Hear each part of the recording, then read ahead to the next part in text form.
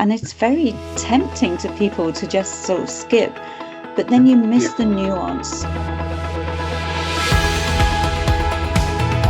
Beyond the immediate technical knowledge of a particular programming language or a particular technique, say in engineering, it's to critically think and question the world around you.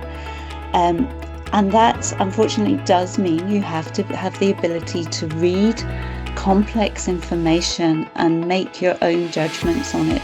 It really actually worries me when I see, even in PDF viewers now, there's a little thing in the corner that says, do you want an AI summary? And it's very tempting to people to just sort of skip, but then you miss the nuance.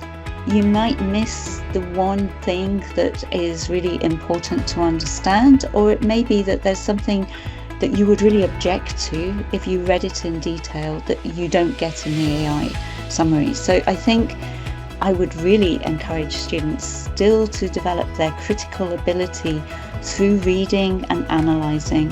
And I think that extends to the mathematical skills of analysis and applying logic and even programming.